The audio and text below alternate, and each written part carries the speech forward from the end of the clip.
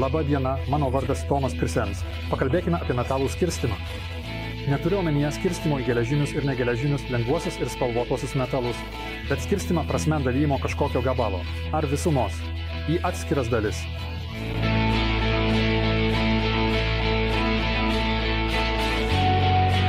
Kiekvienas darbas su metalinė medžiaga, nesvarbu ar tai pilni ar tuščiaviduriai profiliai ar lakštai, prasideda jų padalymu į reikiamus matmenis. Ir tai galima padaryti daugeliu skirtingų būdų. Be pjovimo tai gali būti ir kirpimas, šlifavimas ar atskyrimas. Sakoma, kad teorija yra pilka, o gyvenimo medis žalias. Taigi, pereikime tiesiai prie praktinių pavyzdžių. Tada, pavyzdžiui, paprasta. Metalo pjūklas, kurią kitaip vadiname geležies pjūkleliu. Mėgėjui, kuris nesirūpina darbo efektyvumu, tai yra geras pagalbininkas daugeliu atveju, ypač metalinių profilių dalymui.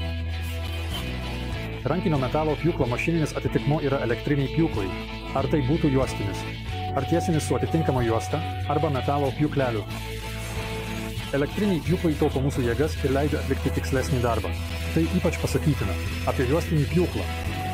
Pjovimas iš esmės yra drožlių apdirbimas, tai reiškia, kad naudojant įrankį su didelio kietumo ašmenimis, iš ruošinio palaipsniui tiesiog nupjauname mažas drožles. Privalumas yra tas, kad kokybiškas įrankis nesusidėvi taip, kad išnyktų akyse tik po kurio laiko. Ašmenys atšimpa ir juos reikia pagaląsti. Na, greitesnio proceso metu susidaro šiluma, tačiau įrankį ir pjovimo vietą galima lengvai atvėsinti. Dažniausiai pakanka nespausti pjūklo ir naudoti pjovimo alyvą, kuri sumažina trintį sukeliančią kaitimą ir tuo pačiu metu geriau, nei oras pašalina šilumą iš įkaitusio metalo.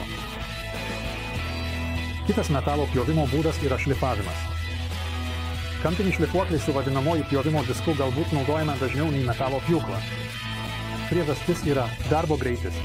Na, o akumuliatoriniuose šlifuokliuose tai taip pat yra didelis operatyvumas, lankstumas ir momentinis pasirengimas darbui. Tačiau yra vienas kabliukas. Kadangi tai yra abrazyvinis apdirbimas, jo metu susidaro daug šilumos. Šlifavimas be tepimo ir aušinimo yra lydimas didelio trinties, o tai labai termiškai apkrauna ruošinį. Įrodymas yra kibirkščių spiečius, sklindantis nuo mažėjančio įrankio ir šiluminė žemėlapis ant ruošinio. Tai kai kuriais atvejais yra nepriimtina, nesvarbu ar dėl saugumo priežasčių, priešgaisrinių taisyklių, ar dėl nepageidaujamų mechaninių savybių pokyčių, dažniausiai kietumo sumažėjimo. Įdomi alternatyva pjovimui yra metalo pjovimas naudojant specialų pjūklo diską. Jie yra prieinami tiek stacionariems pjūklams, kurie primena medienos pjovimo ir kapojimo pjūklus, tiek rankinių būdų valdomiems pjūklams. Ašmenys yra pagaminti iš aukštos kokybės sukepintų karbidų ir yra specialiai galandami. Metalo pjūklų diskams būdingas didelis dantų skaičius, kurie yra žemi ir turi tvirtą nugarėlę, atsparę didesniai dantų apkrovai pjaunant. Skirtingai nuo šlifavimo, tai yra drožlių apdirbimas, todėl nesusidaro tiek daug šilumos, taigi ir kibirkščių, ir išvengiama nepageidaujamo ruošinio kaitinimo. Pjūvis taip pat yra švaresnis, be didelių atplaišų, o darbo greitis yra didesnis. Ir trečia, mes galime kirpti metalus.